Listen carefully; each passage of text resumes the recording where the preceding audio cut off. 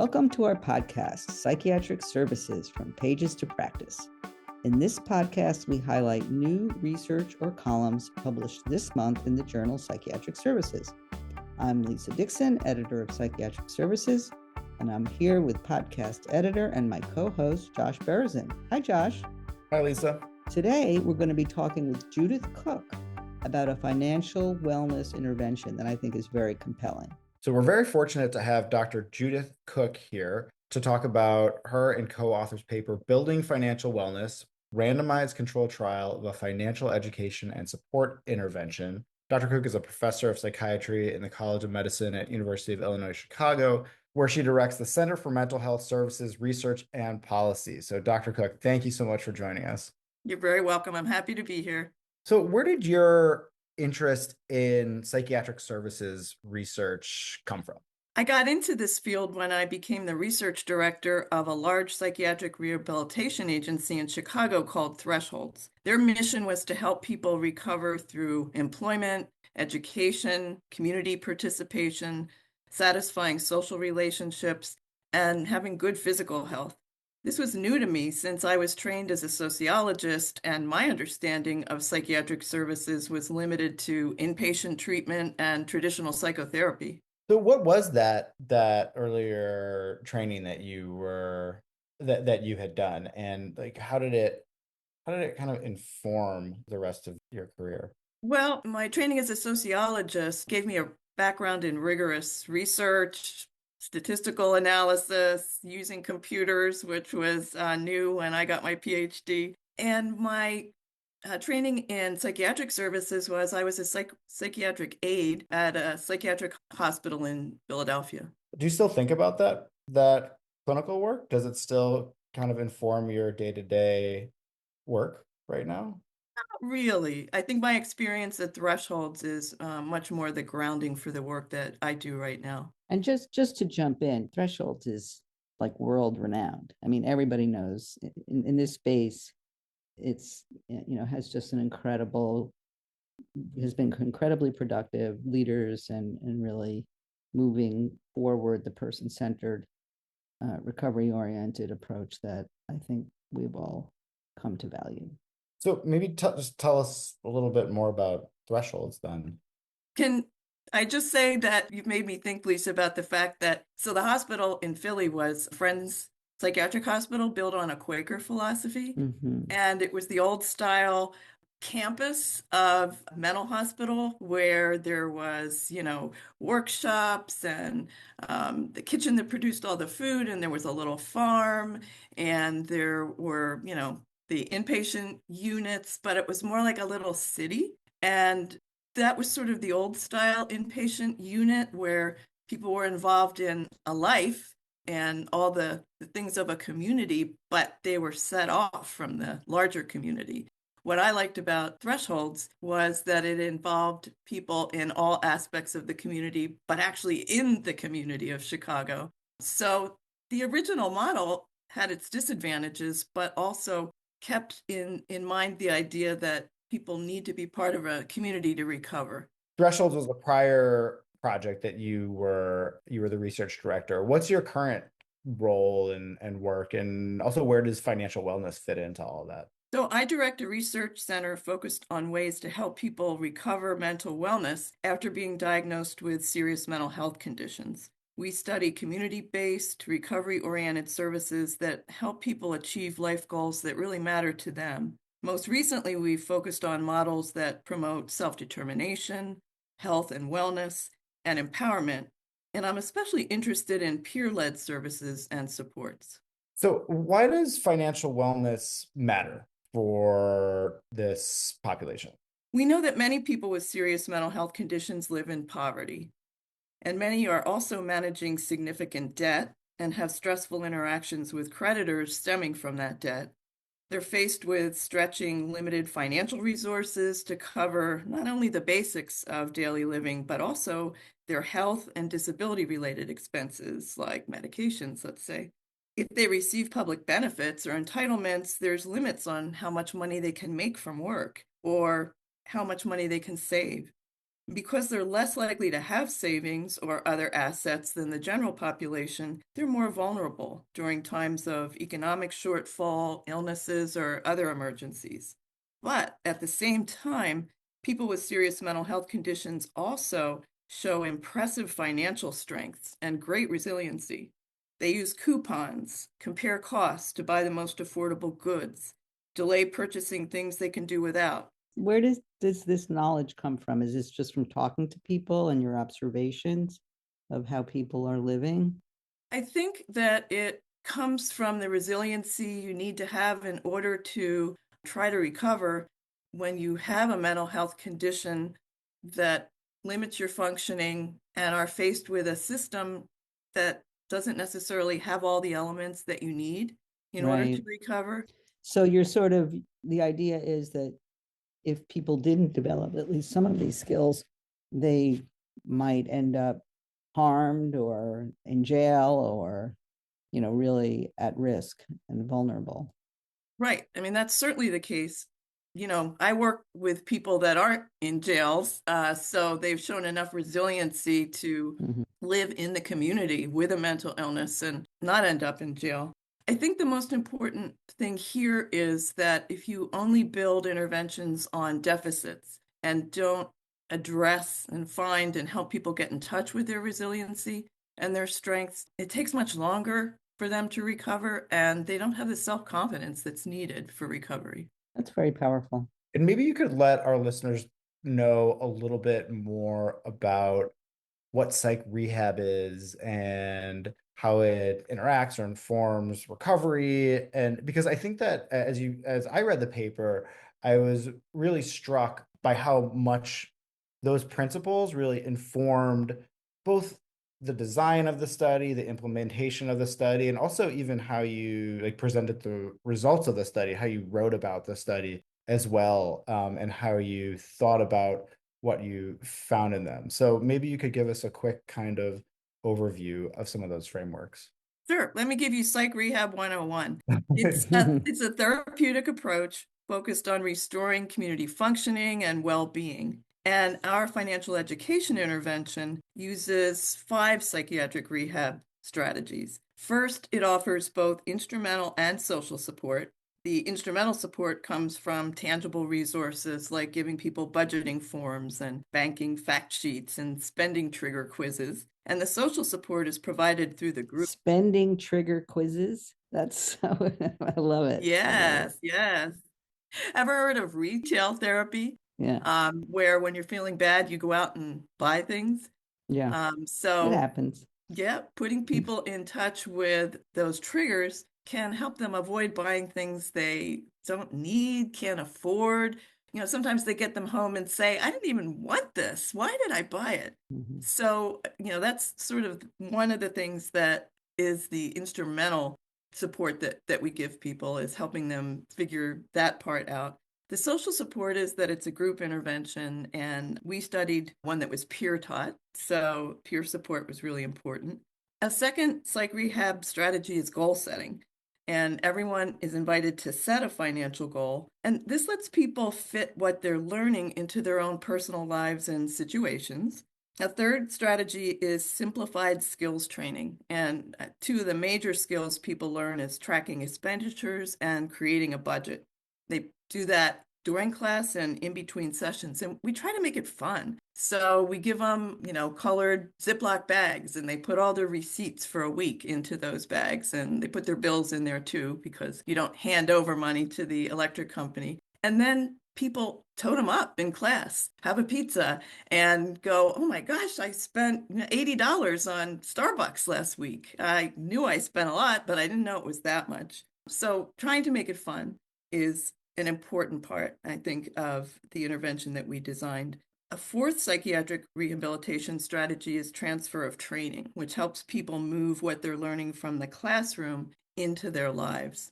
A fifth strategy is continuing the support people need to apply what they learn in the community. So that's why we added booster sessions. After classes are over, they reconnect with their teachers virtually for 3 months. And if they've hit a snag, if they need some additional resources, they have an opportunity to get some support through Zoom. So it's not too expensive. And we did design this so that it would be affordable. The intervention is free and you can learn to deliver it easily. Let me also tell you about two other theoretical approaches that we used. One is called self-determination theory, and the other is positive psychology. And these theories posit that people need to feel in control of their own behaviors and progress in life. And central to feeling self-determined is the ability to take direct action that results in some kind of forward momentum in your life. And positive psychology posits that gaining the confidence and skills to take this kind of action is most likely to occur in settings where people feel connected to others and get both constructive feedback, but also encouragement. So all of these approaches are used in building financial wellness. So I want to get a little bit more into the study, the intervention, and what you found. But before we move on, I want to take this opportunity to have like such an expert in psych rehab here on the podcast. So when you see like an intervention or even maybe an interaction, like what tells you that it is, what are some signs for you that it is in kind of a psych rehab framework? What are you looking for that's showing you that they're working in this kind of mode? Generally, people have a goal or change they want to make in their life or something that they want to accomplish. And so the psych rehab approach looks at that desire and asks, how can we make that happen for this particular person? So you may be looking at a person that doesn't seem like they have a goal. They look like they're helpless and hopeless and won't even come to meet with you. But what psych rehab says is that everybody has a need to move forward and to take direct action in their life. And so you're trying to unlock that and you're trying to give people the confidence that they can do that. And they don't have the confidence right away. They can borrow a little of it from you and your enthusiasm and your trust in them and build on a relationship to get to a point where they're willing to try, willing to take a risk. So many people have been beaten down by our system that's really supposed to be helping them. And the idea is to unlock people's potential by giving them the skills they need and then the support they need to use those skills in the real world, not at a program or in a group home. Not that those are bad things, but to be able to go out in the community and participate and build a life with meaning and purpose. And so then when you think about financial wellness, it seems like it fits in really well to that framework, giving people skills that they can then take out and that are also very meaningful and they're going to have like real, almost immediate value to them in their lives. Yes, absolutely. I mean, I think when we try to help people achieve recovery goals, we sometimes forget that there are things that we don't feel as service providers that we're in charge of or qualified to help them with. Really underlying almost all recovery goals is a sense of financial security and having the financial resources to do what you want. And so it underpins many of the things that we're trying to do when we deliver psychiatric services, but we don't realize that because we sometimes don't think about social determinants of mental health, the things that aren't the illness, they aren't the symptoms, they aren't the deficits. They're the context within which people live and have their illness and recover from their illness. And I think it's really important to remember that those can impede or help make possible recovery from serious mental health conditions. I mean, the other thing that struck me just about the whole kind of framework for the study was that this is also a universal thing. This isn't specific to a particular population. Like financial wellness skills are something that everybody needs, something that I need. You were talking earlier about impulse buys, and I'm like, was gonna go buy an Apple Watch today, and I still might go get one today, but I might also take a breath and like actually look at my budget and see if it fits in. So like we all need financial wellness skills, and financial wellness skills are very poor, I think, across wide swaths of the population. It really is cross-cutting. So I also like that this is something that is more universal, and maybe applying it to a specific group. Yeah, it's like beyond trans-diagnostic even, you know. Absolutely. We were contacted by an organization that works with low-income women, and they had discovered building financial wellness because we developed it first and then studied it later, which a lot of scientists do that do intervention science. And they had been using it for low-income women and girls and contacted us to say, hey, is it okay that we're using it for this group of people? They love it. We've had 100 people go through it and they come to all the classes and they say they've gained so much. And we really like how you pay attention to emotions and how people feel about being poor. And that told us a couple of things. One is we designed the curriculum so that it doesn't use any clinical mental illness terminology, but it does talk about how you feel about being poor, how you feel about not having financial security, and helping you feel better about your financial strengths and your financial habits. So that told us that we had designed a curriculum that could be trans-diagnostic, as at Lisa just referred to. And I love it when what we design gets picked up by other populations like people in prisons or Native American reservations. That really shows me that we're on the right track. So maybe you could just go into like a little bit of detail about what the curriculum actually is for building financial wellness. So could you just flesh it out a little bit so people have a sense of what it was that participants were receiving?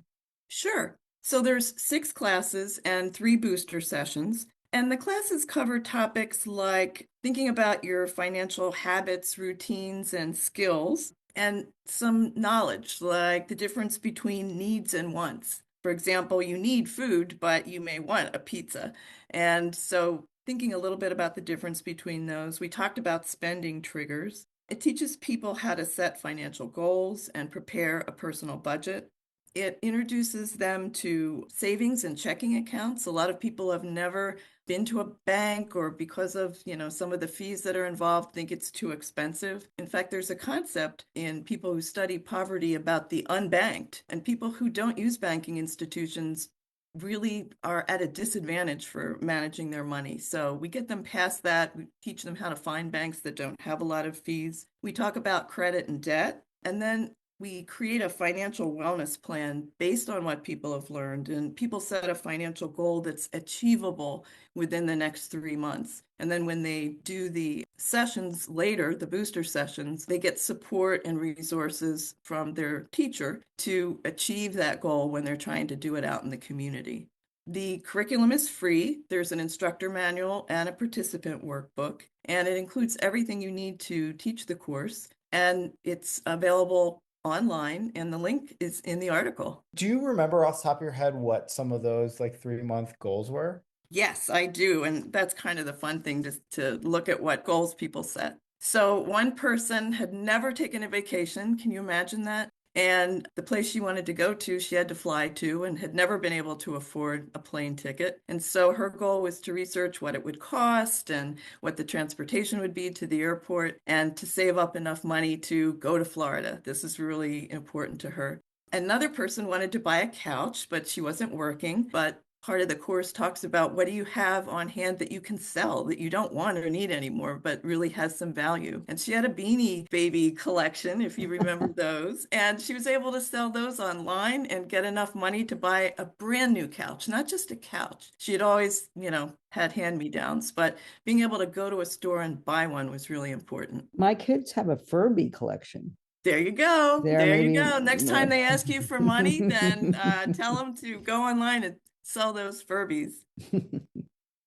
Another goal was to open a bank account. And first of all, to find a bank that wouldn't charge you a lot of fees. But secondly, to open a bank account, this person was working, had never heard what direct deposit was, learned about that from the course. And now $20 each paycheck is being deposited in this savings account. I mean, I remember when I went to college, I went to the ATM on campus and I put my card in and it wouldn't work.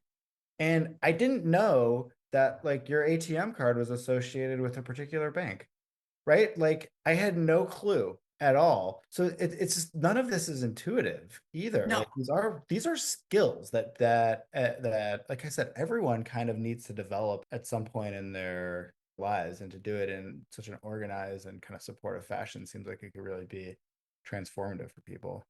So you guys are illustrating a point that is true about building financial wellness, is that none of us get good financial educations. So when I talk about the different elements of the course, people are, and these are people with and without psychiatric disabilities going, oh, I can use that here. Or, gosh, I never thought about that before. The thing about that, though, is that it's a barrier to people feeling they can teach it because they don't have the knowledge that's needed. So therefore, how are they going to be able to teach it to other people? And so when we developed this intervention, part of what we had to do is convince folks, yes, you can teach this. You don't have to be a financial education expert. You have to know the material. But if you don't know something that a person asks in class, you can help them look it up. But here is a bedrock of financial education skills and knowledge and behaviors and goal setting that you can teach people, even if you don't necessarily feel in control of your own financial lives. And this is what we learn. A lot of service providers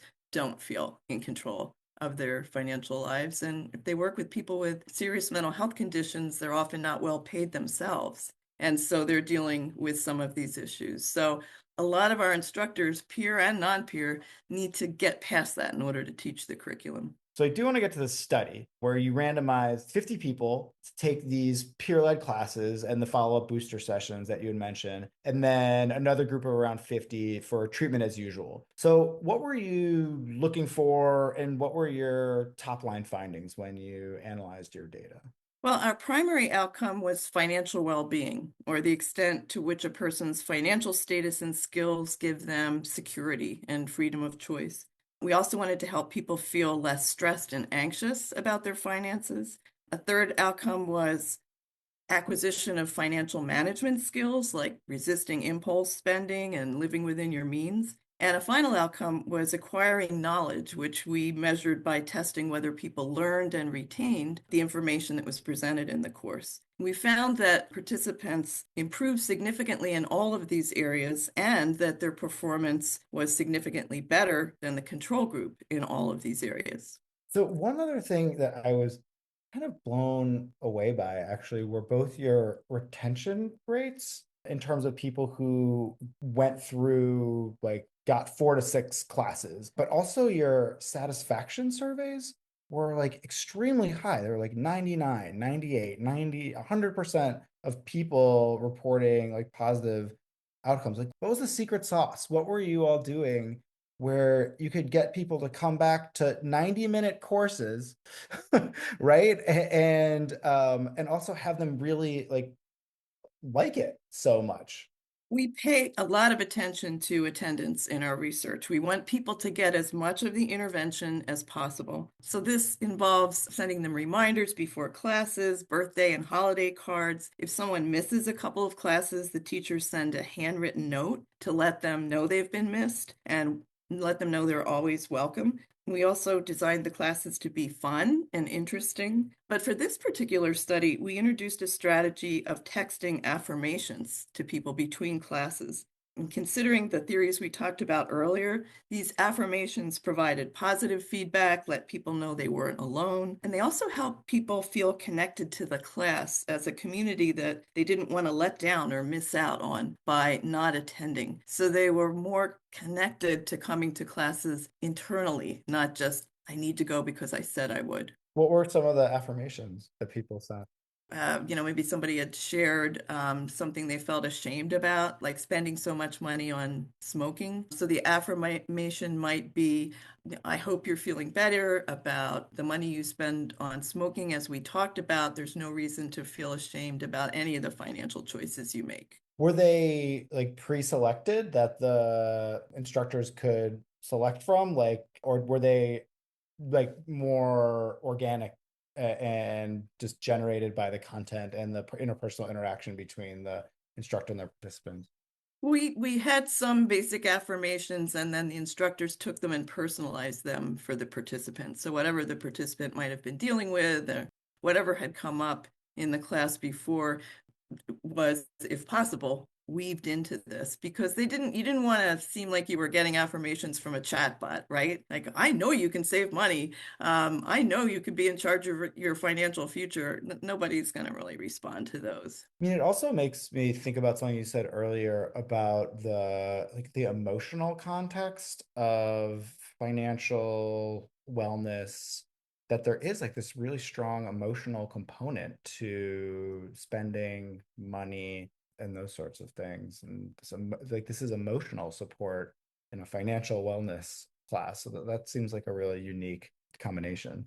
There is a very direct link between finances and wellness, in particular poverty and depression and feeling hopeless. And there's been studies showing that the suicide rate is much higher among people who live in poverty, controlling for all the other things that might lead to suicide.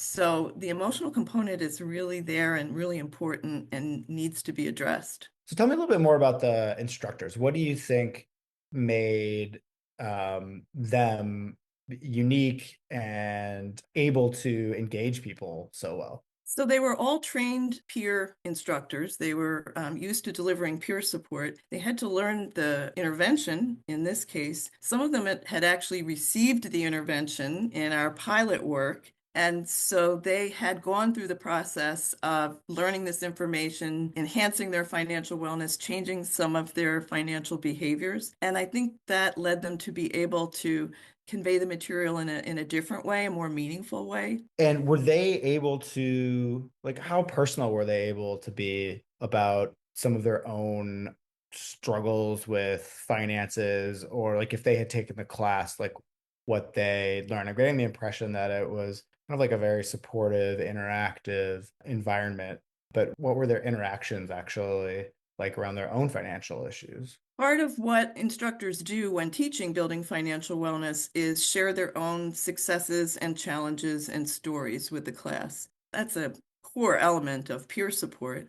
People that are not peers can teach building financial wellness, although we recommend that it be taught by peers. But the thing that's absolute requirement is this ability to share your own experiences with finances, with changing financial behaviors, letting people know that what they're experiencing has really very little to do with mental illness and much more to do with feelings that we all have about money, especially when we don't have enough. Reading the paper, I think I took a lot away, like I've mentioned, in terms of some of the emotional support that's really important, like the integration of recovery and rehab frameworks into like this specific intervention. But if you were like, let's say, a policymaker who was reading this paper, what do you want them to take home from this?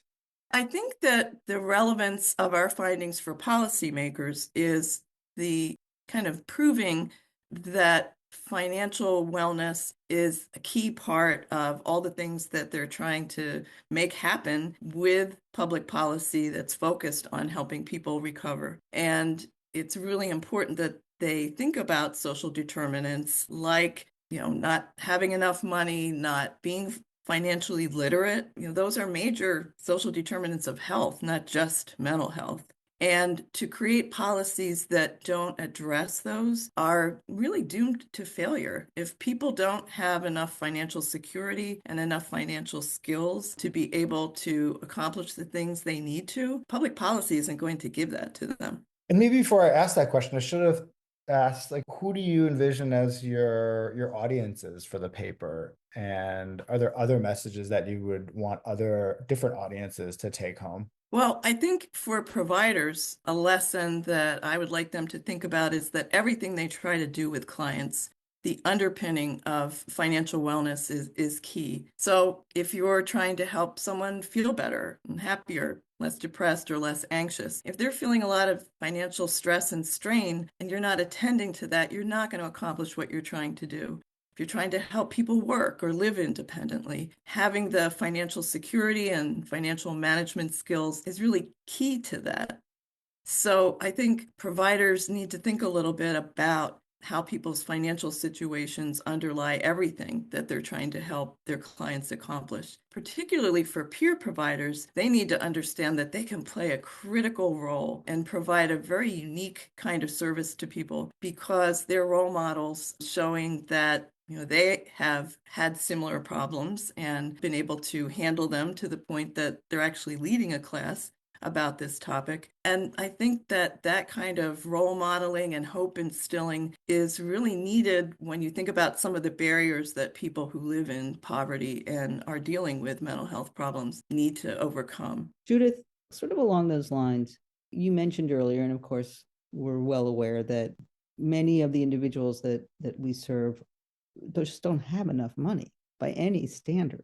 They do not have enough money. So how there's this combination of creating hope, of creating a sense of control, of comfort, but I'm having some trouble. How do we connect that with the fact that you can be the perfect money manager or financial manager, and if you have insufficient money, how are you going to create that sense of safety and comfort? So I think the important thing people learn in the course is that even if they don't have a lot of money, there are still ways they can feel better about how they manage what they do have. There are ways that they can avoid letting people make them feel guilt or shame about how they are spending their money, that they already have skills and habits that they're using that are helping them manage their money effectively, and they can build on those. So I think the bottom line is, and I guess I'd add that they can get more money. We talk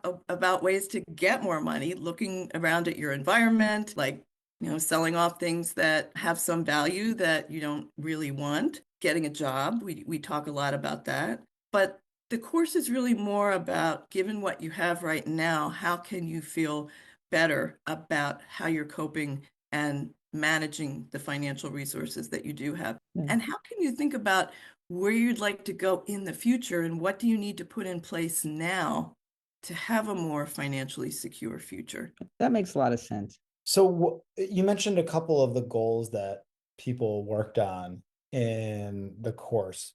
Like for somebody who is in poverty, what would like a small goal even look like for somebody to be able to like take a step towards financial wellness? One person wanted to just be able to accumulate enough money to buy a dress for her sister's wedding.